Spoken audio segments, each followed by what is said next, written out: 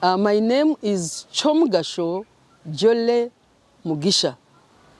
Kyomugasho being my first name, a beautiful name that was given to me before I was baptized. When I was baptized, I was given the name of Jole, which I take as my middle name, and then Mugisha comes in after I got married, a culture which we adopted from the English who colonized us and taught us religion and so on. I was born in a village called Buhanama in Itojo sub-county, currently in Intungamo district. I was the fourth both girl in line, my parents having had 3 other girls. And when I was born, you know, people were like, oh, another girl is born. But my father was like, you leave my girl alone, this one is going to be very useful. And they gave me that beautiful name of Kyomugasho.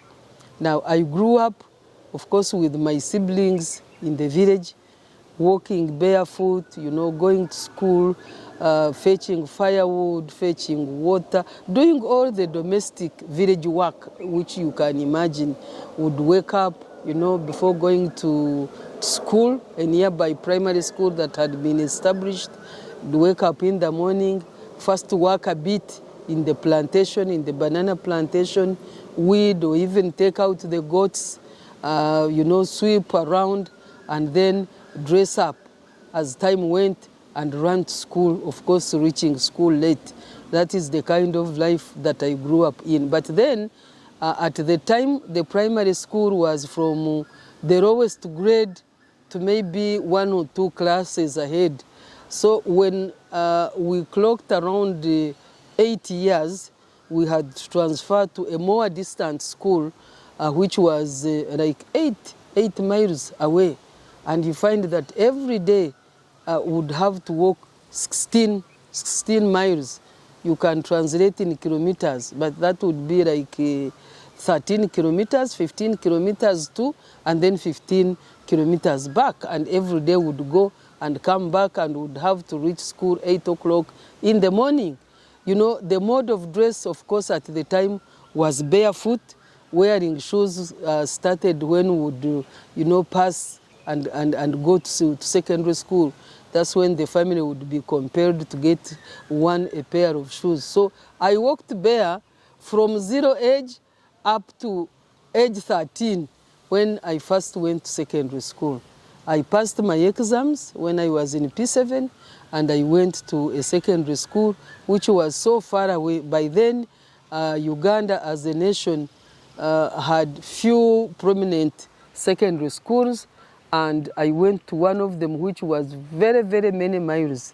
The tribes in Uganda at the time, of course, were named according to the districts. For example, in Ankole, where I came from, the people were called Runyankore. But if you come today, you'll find many divisions have taken place. So I went to a distant school that was in the land of the Langis, the Barango, very, very far away in northern Uganda. I had to cross, and I remember at the time, of course, some bit of development had come. There was a railway line that could reach, that ran from one part, the western part to the northern part. There were buses, so we would go to such a schools. I went through the education system. Of course, there were very many challenges with the little money. The incomes of our parents at the time was just normally from subsistence agriculture, where they would grow, you know, food crops and then, you know, eat some food consumption and then sell the surplus. There was, you know, life was not very easy, but anyhow, because of the Christian background I had talked about, I went through school and I even graduated from the university of the time. I went through the normal expectations among the Runyankore. Of course, as a born girl child, there are many expectations that society has on you. Of course, you've got to behave, number one. You've got to be a very good a girl child, you've got to do work to be productive, and then you have got to be obedient. You have got to be obedient to all the people around you, especially the men. Your father, if it is not your father, then it is your brothers. When your brothers, then it is your husband. You know, I went through all that. I went through all that until such a time when I got married, and then my name changed from Kyomugasho to Mugisha. But I retained my name of Kyomugasho because it is the one that brought me up, and it is the one that I have on my academic papers, credentials, and so on.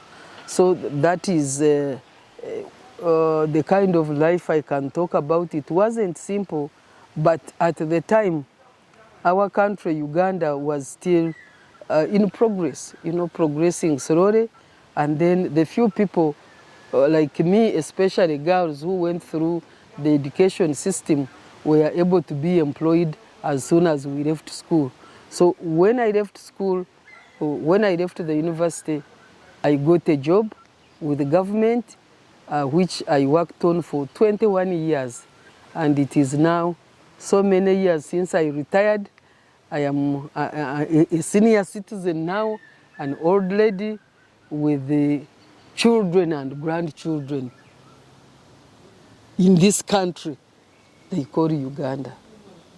Raised in a Runyankore culture, a culture which I can say was rich, had very, very, very rich language.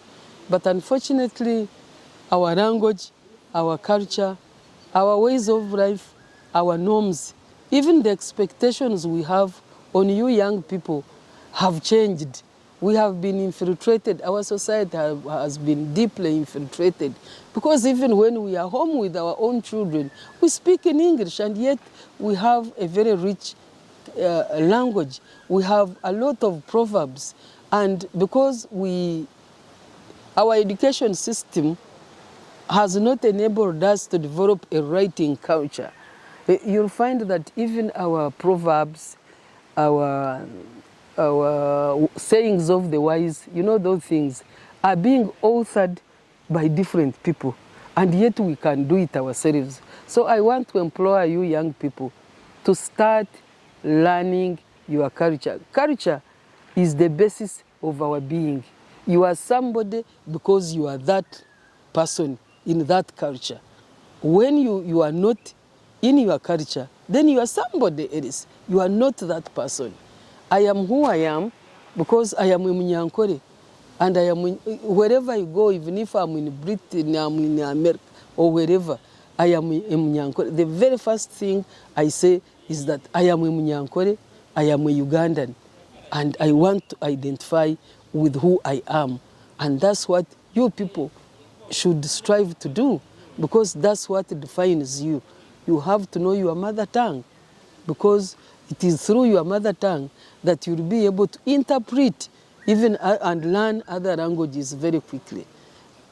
Mbwenu abaana baitu ekyokubanza ninshaba ngu mutusaasire ahabwokuba tuwire bujunaanizibwa bw'okubeegyesa orurimi rwaitu, bw'okubeegyesa culture yitu, obuhangwa bwitu nk'abanyankore.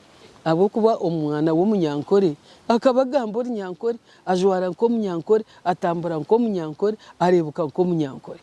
Mbwenu itwe tutubeegyese kwonka naaba nimbashaba ngu mbyegye abokuba orurimi rwaitu orunyankore oru n'orurimi rurungi munonga munonga munonga. Wayenda ebyevugo, wayenda efumu z'orunyankore, wayenda ebigambo byona ebyokwegyesa ebirungi, ebigano bakaba tutaho batuganira through song, bakorabo mbyevugo no mbyeshongoro n'ebyo byona. Mwena nimbashaba abaana baitu ngu mbyegye, and it will make you proud. Mwesiime ahabwokuba muzairwe muri abanyankore, mutambure mugende nk'abanyankore. Mwebari Mukama barinde abarevi.